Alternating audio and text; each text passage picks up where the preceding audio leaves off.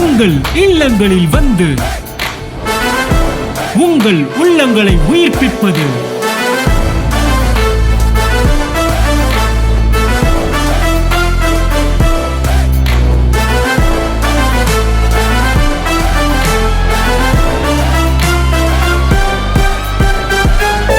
உங்கள் channel DJ.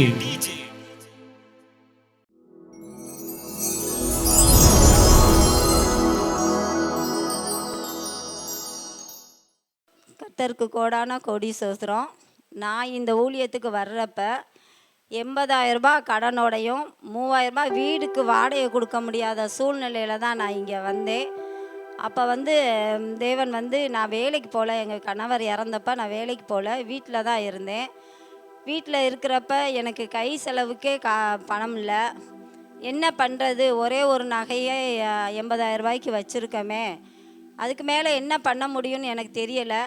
இருந்தாலும் அதை போய் அந்த நகையை எக்ஸ்ட்ரா வைப்போம் வீடு செலவுக்காக அப்படின்னு போய் நிற்கிறப்ப அண்ணே அடிக்கடி சொல்லுவார், உன் சூம்பின கையை நீட்டு.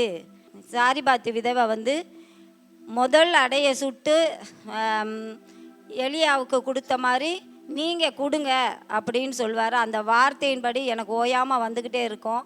ஆனால் எனக்கே வீட்டுக்கு செலவுக்கு கூட காசு இல்லையே, நம்ம எப்படி கொடுக்க போகிறோம் அப்படின்னு நினைக்கிறப்ப அந்த நகையை கொண்டு போய் நான் வைக்கிறப்ப தேவன் கேட்டார், இந்த நகையை நீ எத்தனை தடவை நீ உனக்கு வச்சுருப்பேன்னு கேட்டார். நான் நிறைய தடவை எனக்காக வச்சுருக்கிறேன்ப்பா அப்படின்னு சொன்னப்ப, இப்போ நீ போய் 10,000 ரூபாய் அதிகமாக வச்சு தேவனுடைய ராஜ்யத்துக்கு கொடுன்னு சொன்னார். ஆனால் அப்போ அண்ணன் சொன்னப்போ எதுக்குமே அண்ணன் கேட்கலை.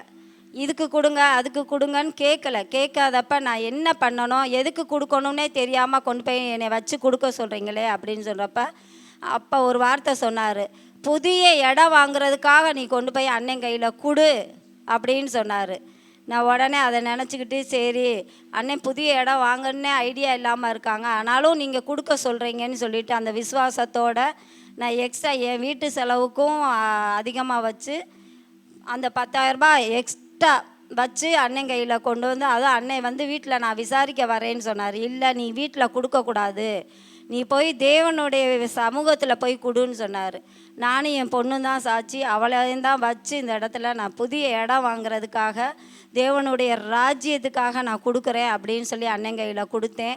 இன்றைக்கி அந்த நகையை நான் மறுபடியும் வைக்காத அளவுக்கு என் தேவன் எனக்குன்னு நான் வைக்கலை, அதையும் திருப்பி கொடுத்தாரு. அதே நேரத்தில் நான் என்றைக்கு அந்த அந்த நகையை 10,000 ரூபாய்க்கு வச்சேனோ அதே நேரத்தில் என் கணவருடைய 1,00,000 ரூபாய் சைன் கவர்மெண்ட்டில் போட்டிருந்துருந்தாங்க.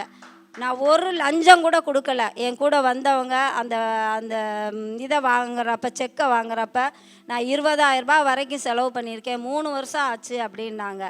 ஆனால் நான் ஒரே ஒரு வருஷத்தில் எனக்கு அன்னைக்கு அண்ணனுக்கு நான் வச்சேனோ நகையை வச்சேனோ அன்னைக்கே எனக்கு சைன் போட்டு அந்த 1,00,000 ரூபாய்க்கு எந்த லஞ்சமும் கொடுக்கல. எனக்கு அந்த 1,00,000 ரூபாவை முழுமையாக வாங்கி கொடுத்தாது. அதுக்காக கோடான கோடி சகோதரம் அவ்வளோ அற்புதம் பண்ணியிருக்கிறாரு. அற்புதத்தை சொல்கிறதுக்கு அளவே இல்லை, அந்த அளவுக்கு அற்புதம் சொல்லியிருக்கிறாரு. அது மாதிரி சேலத்துலேயும் எல்லாரும் சொல்லுவாங்க, அண்ணன் சொல்லுவாங்க, வஸ்திரத்தை விற்று கூட இந்த தேவனுடைய வார்த்தையை பெற்றுக்கொள்ளுங்க, அவருடைய ஆசீர்வாதத்தை பெற்றுக்கொள்ளுங்கன்னு சொல்லியிருக்கிறாரு.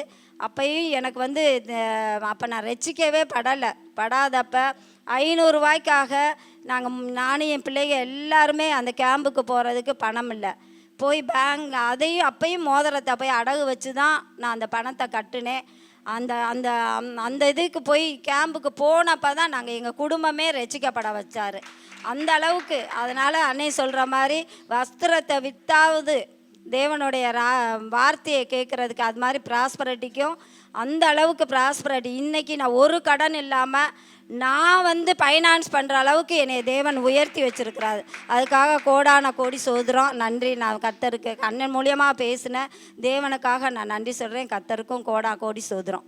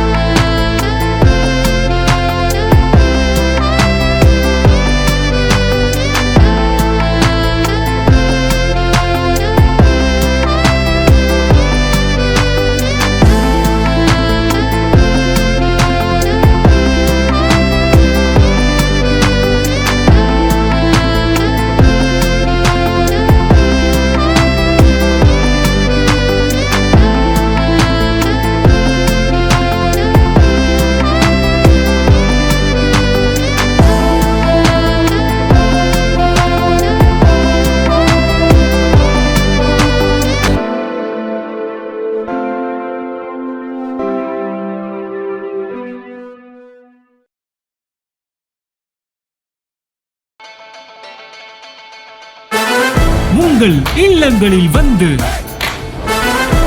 உங்கள் உள்ளங்களை உயிர்ப்பிப்பது